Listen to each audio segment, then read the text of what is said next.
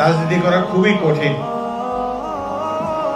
আমি লালমোহন এবং তজুমুদ্দিন দুই থানায় খুঁজে বেড়াচ্ছি একজন দুজন সৎ মানুষ, যাদেরকে আমি দায়িত্ব দিলে দায়িত্বটা পালন করবে, যারা ন্যায় বিচার করবে, অন্যের সম্পদ আত্মসাৎ করবে না, গরিবের উপর জুলুম করবে না, সবসময় ন্যায় বিচার করবে। এইরকম মানুষ পাওয়া বড় দুষ্কর। আমি এখনো খুঁজেই বেড়াচ্ছি। আমি ভাবি যখন আমি থাকবো না, তখন আপনাদের কে দেখাশোনা করবে, ন্যায় বিচার কে করবে?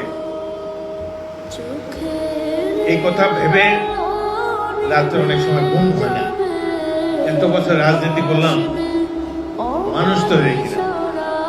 যাকে ক্ষমতা দেব সেই হয়তো চাঁদাবাজি করবে, কিংবা অন্যের জমি দখল করবে, অন্যের টাকা নেবে, নানাভাবে নিজের অর্থ সম্পদ করার কাজে ব্যস্ত হয়ে যাবে। রাজনীতি করতে টাকা লাগে, সব রাজনীতিবিদরা কেউই ফেরেশতা না। তবুও একটা বিশাল এলাকা, দুইটা থানা, এখানে যদি ন্যায় বিচার না থাকে তাহলে তো মরেও আমি শান্তি পাবো না। এখন আপনাদের উদ্দেশ্যে বলতে চাই, স্পিকারের পদটা খুব সম্মানের পদ।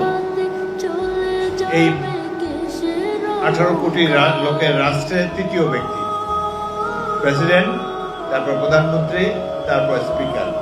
কিন্তু স্পিকারের কোনো কাজ দেওয়ার ক্ষমতা নাই, চাকরি দেওয়ার ক্ষমতা নাই, টাকা পয়সা দেওয়ার ক্ষমতা নাই। স্পিকারের খালি সংসদের মধ্যে হা বলুন না বলুন এড়ে আছে,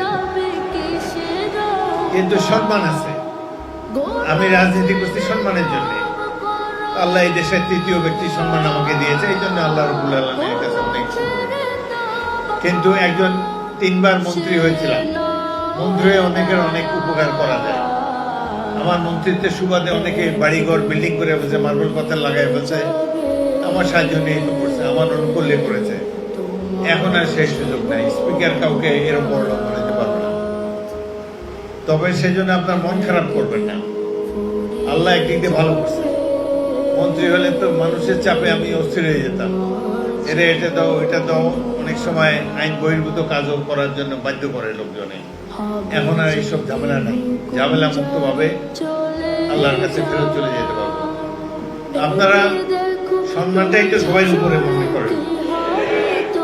তো আপনাদের ছেলেকে, আপনাদের সন্তানকে, আপনাদের ভাইকে আল্লাহ রাব্বুল সম্মান দিয়েছে, এতেই আপনারা খুশি থাকেন। অর্থবিত্ত এইসবের কোনো লোভ করবেন না। তকদিরে যা আছে তাই তো হবে। আপনার ভাইকে যদি অর্থবিত্ত না থাকে, 1000 মানুষ চেষ্টা করলেও করা যাবে না। আল্লাহ যদি কবুল করে আপনাকে, তাহলে ওটার উপরে কিছু চলবে। আর আমি আসার আগে এই দেশে মানুষ ভাত খায় নাই। আমি আসার আগে অনেক লোক রাজনীতি করছে, তারা কি না খায় ছিল নাকি? সুতরাং আল্লাহ রাব্বুল আলামিন একটা ব্যবস্থা করবে। আমাকে কোনো অন্যায় কাজ করার জন্য অনুরোধ করবেন না।